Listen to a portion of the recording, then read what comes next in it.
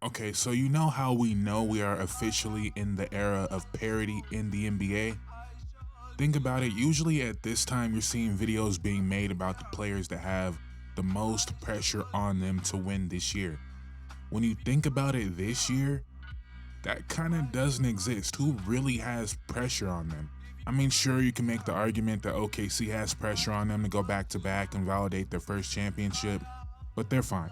Maybe you can argue that Denver has pressure on them if Jokic actually feels any pressure, but they move out Michael Porter Jr., bring in Cam Johnson, move out Westbrook, bring in Bruce Brown. Kind of the same exact team, just different versions of those players. So maybe if they lose this year, they go into it thinking instead of getting the same type of players, we're going to get different type of players and build a different way around Jokic. But they just took OKC to 7 games. And if they lose to OKC again, I don't think it's going to be some big panic in Denver.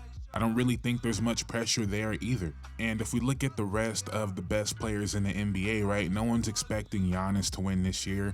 No one's expecting Luka to win this year.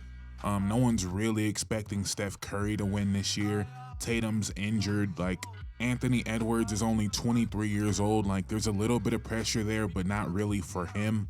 Maybe you could argue like Cleveland and New York have pressure on them, but I still think like as a basketball community, people don't look at, maybe they look at Brunson that way, which is funny, but I don't think people look at Donovan Mitchell in that same light of like, you gotta win one, you gotta win one. I don't think people put Donovan Mitchell up there, and maybe they're wrong for that. But I think majority of people believe that Donovan Mitchell is not leading you to a championship, which again is funny because he's statistically one of the greatest playoff performers we've ever seen, right? So maybe the Knicks, maybe Cleveland have a little bit of pressure on them. The player and team that should be feeling the most pressure in the world on them is Kawhi and the Clippers, but Kawhi is Kawhi, so we kind of just let it go.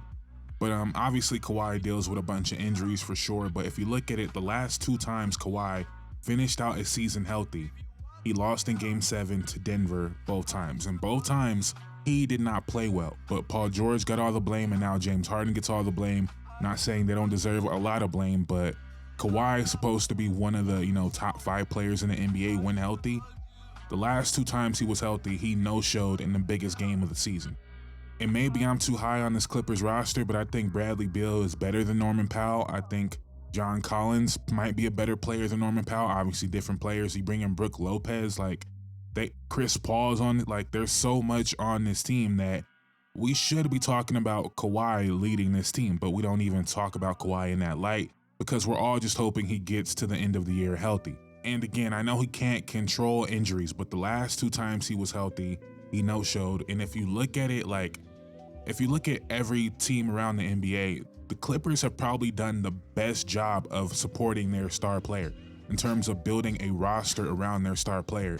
The Clippers have consistently had one of the best 3 or 4 rosters in the NBA, just waiting for Kawhi to be healthy. And once again, maybe I'm overrating this roster, but to me, it's a championship level roster. It's just, can Kawhi bring it all home? But you guys probably seen the thumbnail. You guys probably, I don't even know what the title is going to be.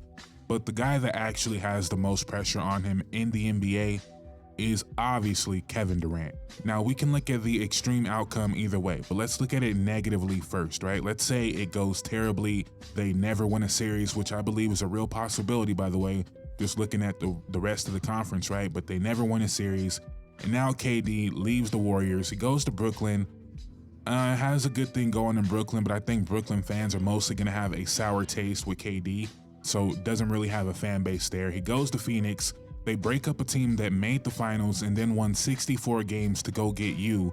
You win a total of 2 playoff games the first year you got there. The second year you get swept. The third year you don't even make the playoffs. If you're a Suns fan, how can you have positive feelings about KD? Maybe you blame Bradley Beal, right? But you know what KD said?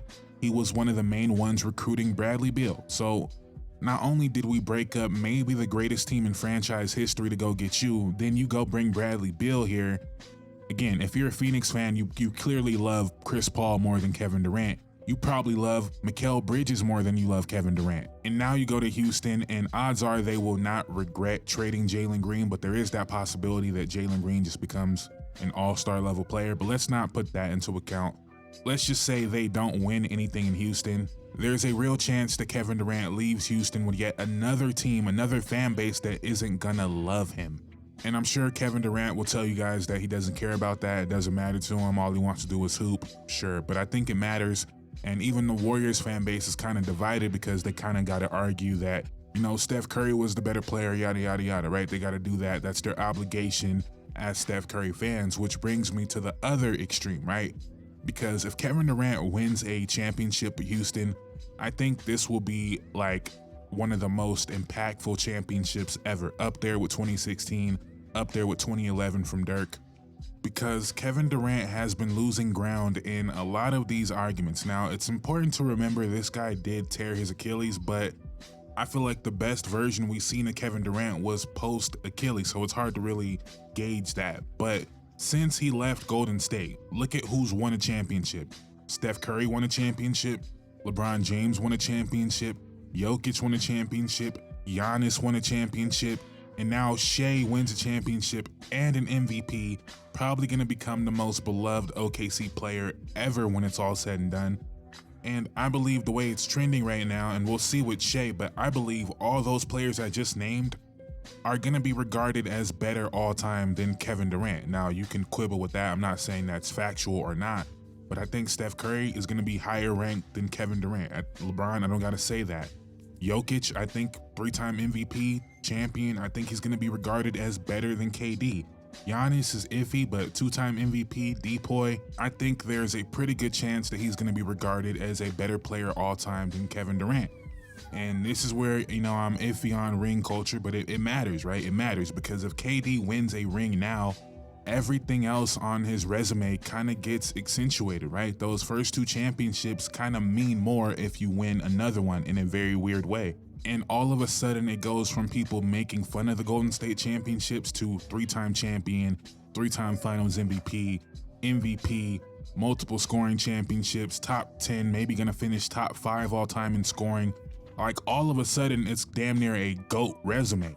All of a sudden the KD over Steph argument is an easy one. Not saying the decision is easy, but the argument is an easy one to make. All of a sudden the KD over Tim Duncan, Kobe, that becomes much more viable if he wins this championship. Maybe it's not the best way to look at things, but when I look at it, what player would have the biggest jump in all-time rankings if they won a championship this year? It's actually Kevin Durant. Because like if Jokic wins a championship this year, is he jumping from like 16 to 11 or something? I don't, it's really all stupid, right? But that's sports, that's what we do. If Steph Curry wins a championship, he's jumping from 10 to 7. Like, I don't know. I think Kevin Durant, people have him like 15. I think if he wins a championship, he can jump from like 15 to 7. And barring another crazy injury, he's gonna finish at least top 5 in scoring all time. He's gonna pass Michael Jordan. I don't know, do you guys think I'm tripping, or is Kevin Durant the most obvious choice for who a ring would mean the most to this year? I don't really think it's close when we're talking about like the top of the NBA. Like, I think it's clearly Kevin Durant, and that's cool. That's a lot of pressure. I just don't think it's gonna happen. I said it recently that this team is kind of very similar to the 2019 Raptors team, and that 2019 Raptors team still needed a heroic effort from Kawhi Leonard to win against a injured Kevin Durant. But can Kevin Durant give us that type of playoff run at this stage in his career with the lack of spacing around him? I mean, and the roster's not finished, right? We don't know what the roster's gonna look like day one of the playoffs, but as of right now, not a lot of spacing around him. There's still gonna be a lot of creation responsibility on his plate, and I'm not sure we're looking at Kevin Durant for who he is today. Like, the stats are always gonna look crazy when you can get to your spot and you're 7 foot. He's always gonna be extremely efficient, but is he the same dynamic player that he was a couple years ago? I don't think he is. But maybe I'm wrong in that, because if they're gonna win it all, he's gonna need to be great, and that just adds to it. If he has that type of Kawhi Leonard run, again, people are gonna go from 15th all time to 6th, 7th all time. And even though I'm not the biggest Kevin Durant fan in the world, I don't believe he's like 6th, 7th all time in terms of best players ever. I would be extremely happy for Kevin Durant when you look at just what he's been through in his career, how unlucky he's been from the injuries, right? The Golden State Warriors kind of took off when Kevin Durant got injured. You look at the 2019 finals injury, was probably gonna be a 3-time champion, 3-time finals MVP. You look at the toe on the line against the Bucks, was probably gonna win that series. When you think about all the games he's missed and the fact that he's probably still gonna retire top 5 in scoring all time, like, I'm pretty sure he's missed over 200 games in his career. Don't quote me on that, but I'm pretty sure he has, and he's gonna finish probably 4th all time. I don't know if he catches Karl Malone, but he's gonna be 4th all time at least. And yeah, it would be an amazing cap to an amazing career. I don't think it's gonna happen, but if Kevin Durant does win this championship, the conversations are gonna be crazy. They're gonna be crazy. But let me know what you guys think in the comments down below. Once again, thank you guys for getting me to 10K subscribers. Please like, comment, subscribe. It will mean the world to me. Thank you guys so much for watching. I'm out. Peace.